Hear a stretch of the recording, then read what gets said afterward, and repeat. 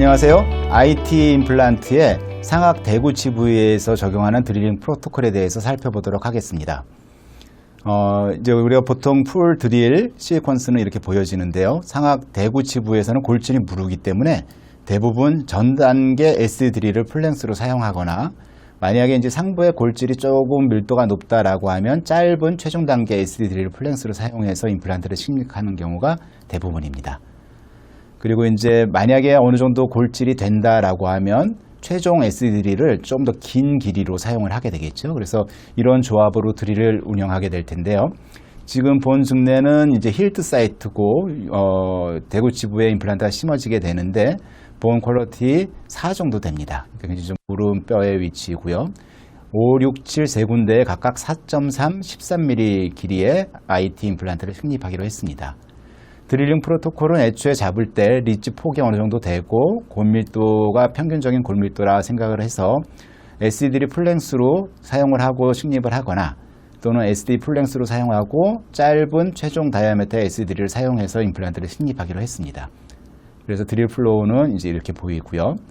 우리가 이제 구치부에서 이렇게 심을 때 드릴링하고 픽스처 넣는 것을 최후방 쪽부터 하는 게 좋습니다. 상악 대구치부에서 특히. 왜냐하면 그쪽이 골밀도가 제일 낮기 때문에 뒤에서 예측했던 드릴링 프로세스로 했는데 뭔가 고정력이 생각보다 안 나왔다라고 하면 그 앞쪽 6번을 심을 때에는 드릴링 프로토콜을 좀 바꿔서 좀 더 고정력을 높여서 심을 수 있기 때문이죠. 그래서 되도록 골밀도가 상대적으로 높은 앞쪽보다는 상대적으로 낮은 뒤쪽부터 임플란트를 식립하는 게 좋고요.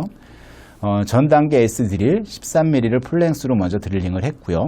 계획했던 대로 7번 위치에서 최종 단계 SD 드릴 4.3을 짧은 8.5 랭스로 드릴링을 했습니다. 그리고 나서 픽스처를 넣었는데 생각보다 고정력이 그렇게 안 나왔어요. 그러니까 예측했던 것보다 골밀도가 좀 많이 떨어지는 거죠. 그래서 6번 위치는 최종 단계의 SD 드릴 4.3 SD 드릴은 생략하기로 했습니다. 소구치 부위는 어느 정도 골밀도가 되기 때문에 4.3 SD 드릴을 사용하기로 했고요. 그래서 보시면 소구치 부위에는 4.3, 8.5짜리 SD 드릴을 풀랭스로 하고요. 6번 위치에서는 4.3 드릴을 사용을 안 한 거죠. 그리고 나서 픽스처를 식립을 했습니다.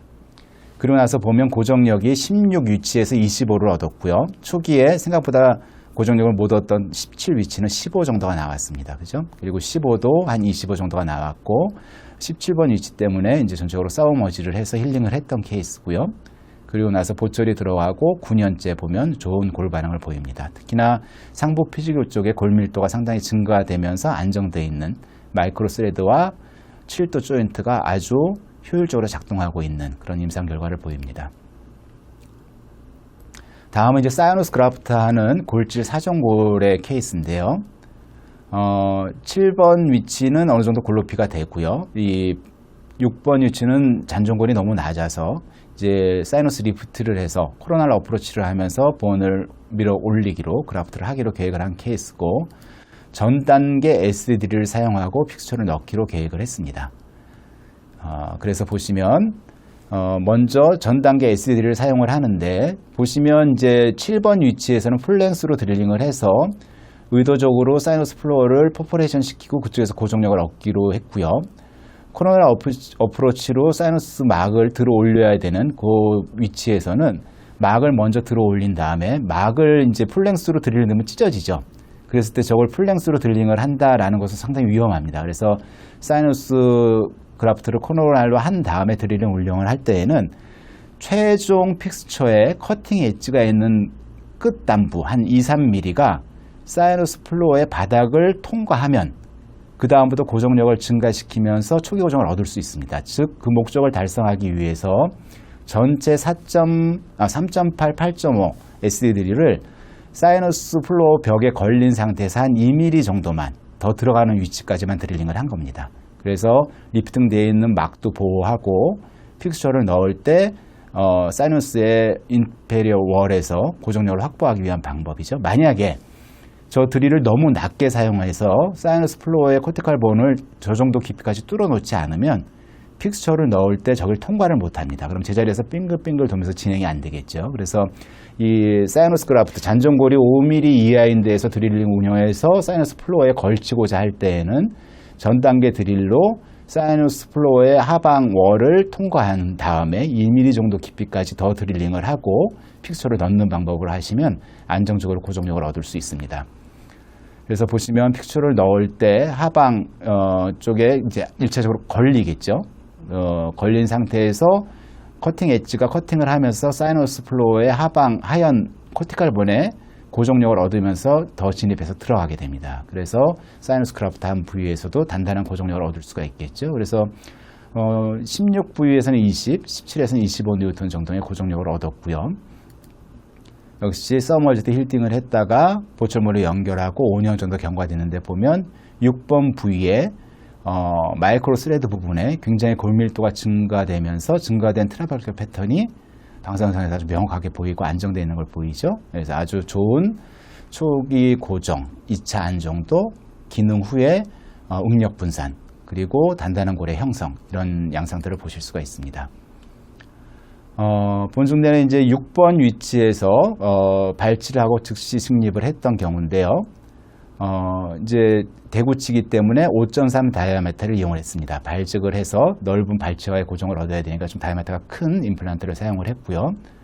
드릴링 프로세스는 전체적으로 보면 전 단계 SD 드릴을 사용을 하고 픽스처를 넣는 방법으로 진행을 했고요.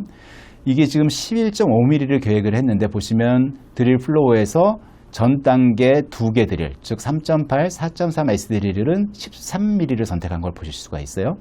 이제 밑에 해부학적 구조가 위험한 위치에 있지 않는 경우에 전 단계 드릴을 깊게 형성하는 방법으로 드릴링을 하는 경우들이 있습니다. 이 케이스가 이제 그런 경우인데요. 보시면 5.3에 11.5가 계획이 됐고 전 단계 4.3에 13 드릴을 사용을 했습니다. 그래서 원하는 깊이까지 식립을 하면 에이펙스 쪽에 1.5mm 정도를 더 본 프레페션을 해놓은 효과가 있어요. 그래서 이 상태에서 최종 4.8 드릴은 최종 같은 깊이까지 식립을 드릴링을 하고요. 5.3의 픽스처를 이제 넣게 되겠죠. 근데 이제 원래 전 단계인 4.8까지 드릴링 된 데에서 딱 들어가서 고정이 되면 괜찮은데 고정력이 좀 약하다라고 하면 전 단계 드릴인 전전 단계 드릴인 4.3에서 깊게 파놨기 때문에 1.5 깊게 파놨기 때문에 조금 더 회전을 시키면 이게 액티브 커팅이 되면서 더 들어갑니다. 그래서 그냥 0.5mm, 1mm 더 들어가면 초기 고정력이 급격하게 증가를 해요. 그래서 밑에 해부학적 구조가 방해를 일으키지 않다라고 하면 전 단계, 전전 단계 드릴을 좀 깊게 사용을 하면 최종 단계 드릴을 정위치로 사용하고 픽스처를 넣었을 때 고정력이 좀 약하다. 그럼 조금 더 넣으면 높은 고정력을 얻을 수 있습니다. 이거 이제 테이퍼 바디가 갖고 있는 장점이죠. 그래서 보면 한 25N 정도의 고정력을 얻었고 보출물이 들어가고 13년 정도 경과가 됐는데 아주 좋은 힐링 패턴과 골밀도를 보이고 있습니다. 정리해보면 상악 구치부에서는 대부분 전 단계 드릴까지만 사용을 하거나 상부의 골밀도가 어느 정도 되면 최종 단계 SD 드릴을 짧은 길이로 사용하는 방법으로 많이 드릴링을 하게 됩니다.